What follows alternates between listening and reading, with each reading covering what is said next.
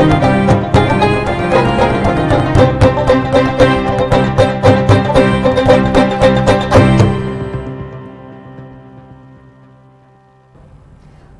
শুভ সন্ধ্যা। আমি মীনাক্ষী চোখ রাখছি মুহূর্তের খবরে।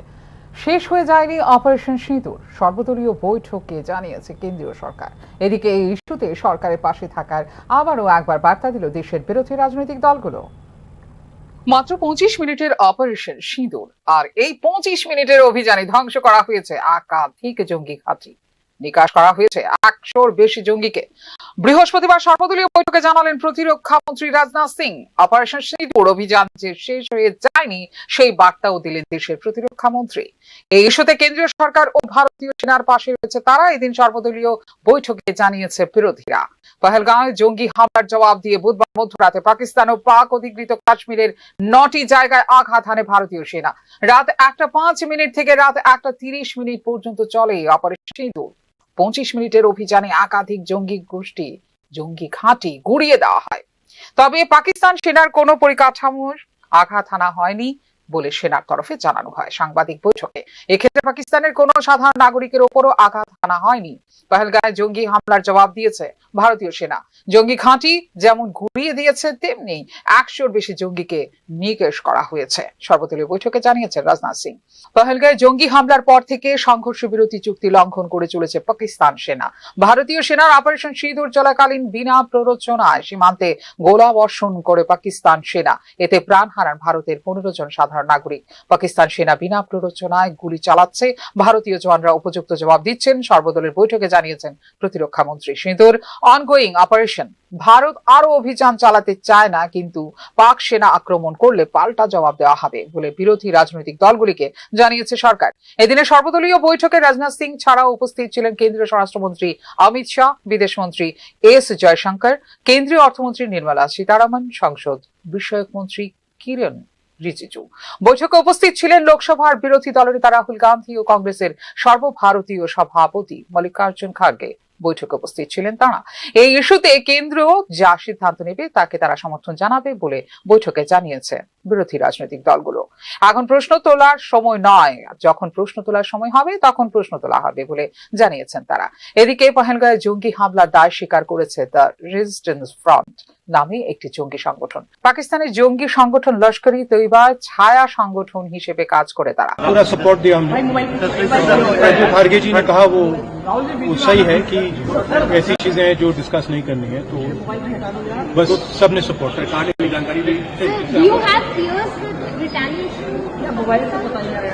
पूरा सपोर्ट दिया हमने।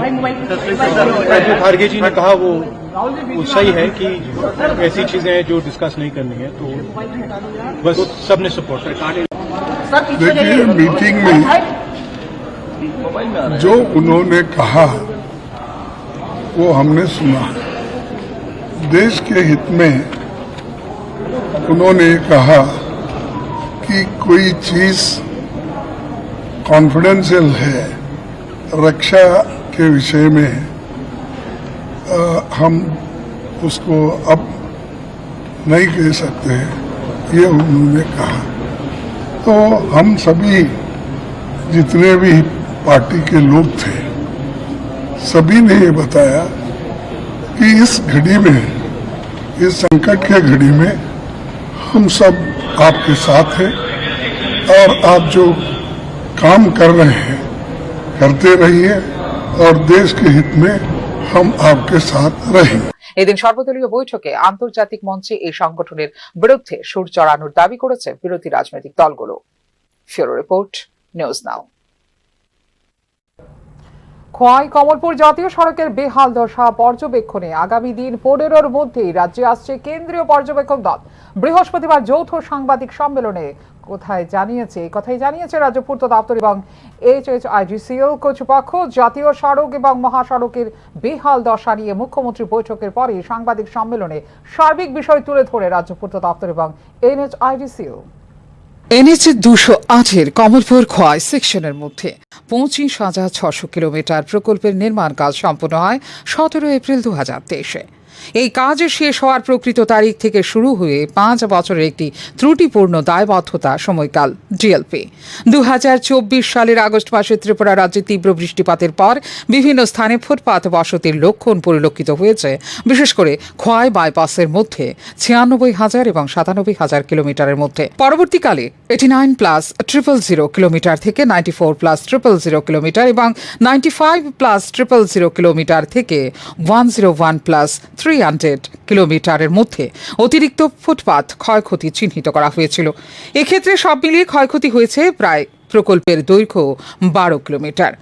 ইপিসি ঠিকাদার সড়ক পরিবহন ও মহাসড়ক মন্ত্রণালয় দ্বারা নির্ধারিত স্পেসিফিকেশন কঠোরভাবে মেনে NH 208-এর নির্মাণ সম্পাদন করেছে। বৃহস্পতিবার রাজ্য সচিবালয়ে আয়োজিত সাংবাদিক সম্মেলনে পূর্ত দপ্তরের সচিব কিরণ গিত্তে প্রযোজ্য মানগুলির সাথে সম্পূর্ণ সম্মতি নিশ্চিত করার জন্য নির্মাণ পর্ব জুড়ে ব্যাপক মান নিয়ন্ত্রণ প্রোটোকল বজায় রাখা হয়েছিল বলে দাবি করেন পূর্ত দপ্তরের সচিব কিরণ Gitte. Indian Rhodes Congress IRC নির্দেশিকা এবং MORTH এর স্পেসিফিকেশন অনুসারে সম্পাদন করা হয়েছিল প্রকল্পের নকশা। এক্ষেত্রে NABL অনুমোদিত তৃতীয় পক্ষের পরীক্ষাগারগুলির মূল্যায়ন দ্বারা পরিপূরক এবং প্রকৌশলীর তত্ত্বাবধানে সাইটের পরীক্ষাগারে নিয়মিতভাবে উপাদানের গুণমান পরীক্ষা করা হয়েছিল বলে দাবি করেন পূর্ত দপ্তরের সচিব কিরণ গিত্তে। যে ওয়াটার লেভেল যে আছে আমাদের জলের যে স্তর জমির নিচে এটা অনেক উপরে, তো প্রায় 1.5-2 মিটারের নিচেই এই যে 12 কিলোমিটার মধ্যে জল আছে। আর রাস্তা হওয়ার পরে যে নিচে যে মাটির মধ্যে জল দেওয়ার পরে এটা সব লেয়ার, রাস্তার নিচে যে লেয়ার আছে সেই লেয়ার খারাপ হয়ে যাচ্ছে। আর এখানে এমন নাই কি ট্রাফিক বেশি, ট্রাফিকের কারণে রাস্তা খারাপ হয়ে যাবে কিছু না। এটা সাবগ্রেড ওয়াটার লেভেল বেশি হওয়ার কারণে এটা ফোল্ডিং হচ্ছে, ক্লে জমা যাচ্ছে নিচে। এখানে অনেক গর্ত, বড় বড় গর্ত করা আছে। আমি দেখেছি নিউজ চ্যানেলে গর্ত নিয়ে কিন্তু এটা নিউজ করেছে। গর্ত কিন্তু এটা নিচে কিভাবে রাস্তা খারাপ হচ্ছে সেটা দেখার জন্য এটা গর্ত করা হয়েছে। ইন্সপেকশন পিট বলা যায় এটা। আমরা চারটা পাট্টা পিট করেছি, এখানে প্রোটেকশন দেওয়া আছে। কিন্তু নিউজ এরকম নিউজ হয়েছে এখানে বড় গর্ত হয়েছে, গর্ত হয়নি। তা আমরা নিচে যে সাবলেয়ার এরা কি রকম জলের জন্য খারাপ হচ্ছে সেটা আমরা দেখার জন্য করেছি। পুঙ্খানুপুঙ্খ ডকুমেন্টেশন পর্যালোচনায় ওপর ভিত্তি করে প্রকৌশলী দ্বারা পূর্বানুমতি সাপেক্ষে ছিল সমস্ত নির্মাণ সামগ্রী। অধিকন্তু প্রকল্পটি নির্মাণের সময় এবং পরে একটি স্বাধীন বিশেষ প্রকল্প মনিটরিং ইউনিট দ্বারা পরিদর্শন করা হয়েছে এবং সমস্ত রিপোর্ট সন্তোষজনক অগ্রগতি এবং গুণমান নিশ্চিত করেছে বলেও সাংবাদিক সম্মেলনে দাবি করেন পূর্ত সচিব। এই মূল্যায়নের পরে 17 এপ্রিল আনুষ্ঠানিকভাবে সম্পূর্ণতা শংসাপত্র জারি করা হয়। তারপর শুরু হয় 5 বছরের GLP, জানিয়েছেন সচিব কিরণ গিত্তে। ইপিসি ঠিকাদারের মূল্যায়ন অনুসারে ফুটপাতের ব্যর্থতা প্রাথমিকভাবে উচ্চতর ভূগর্ভস্থ জলের স্তরের কারণে হয়েছিল, যার ফলে সাবগ্রেডের মাটির পরিপূর্ণতা ঘটে, যার ফলে এর শেয়ার শক্তি এবং লোড বহন ক্ষমতা হ্রাস পায় বলে দাবি করেন সাংবাদিক সম্মেলনের অপর বক্তা NHIDCL এর নির্বাহী পরিচালক। সুনির্দিষ্ট কারণ নির্ধারণ এবং সামগ্রিক ফুটপাত কর্মক্ষমতা মূল্যায়ন করার জন্য সেন্ট্রাল রোড রিসার্চ ইনস্টিটিউট এর নিযুক্তির প্রস্তাব করেছে NHIDCL।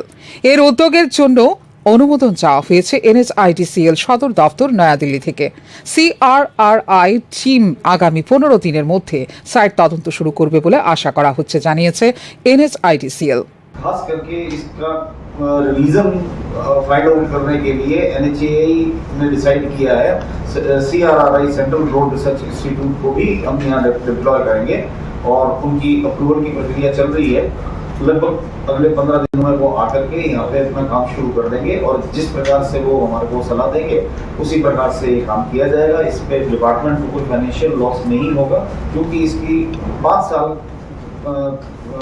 Completion actual date of completion की 5 साल तक कॉन्ट्रैक्टर की ही जिम्मेदारी रहती है काम करने की। জাতীয় সড়ক এবং মহাসড়কের রক্ষণাবেক্ষণ এবং সংস্কারের কাজগুলি বর্তমানে চলছে এবং সম্পূর্ণ সমাপ্তির জন্য অতিরিক্ত 2 মাস লাগবে বলে জানানো হয়েছে এদিনের সাংবাদিক সম্মেলনে। উদ্ভূত পরিস্থিতির প্রেক্ষিতে বুধবার এনএইচআইডিসিএল এর সাথে বৈঠক করেছিলেন মুখ্যমন্ত্রী ডাক্তার মানিক সাহা। এরপরই সার্বিক বিষয় নিয়ে যৌথভাবে সাংবাদিক সম্মেলন করে পূর্ত দপ্তর এবং এনএইচআইডিসিএল কর্তৃপক্ষ।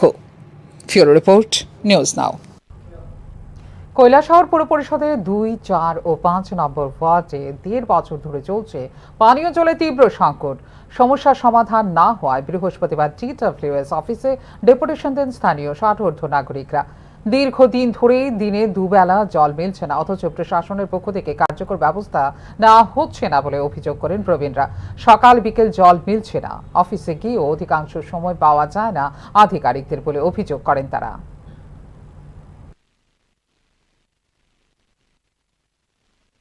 আর 1.5 বছর যাবৎ ভীষণ অসুবিধার সম্মুখীন মানুষ। জল পাচ্ছে না, না সকালে না বিকালে, কোনো বেলায় জল পাচ্ছে না। একটা লোক তো মারাই গেল জলের অভাবে, জল নেই। এই সংকটকালীন চলাকালীনেই আমাদের এলাকার সবাই মিলে আমরা আজ ওদের সাথে কথা বলতে আসলাম।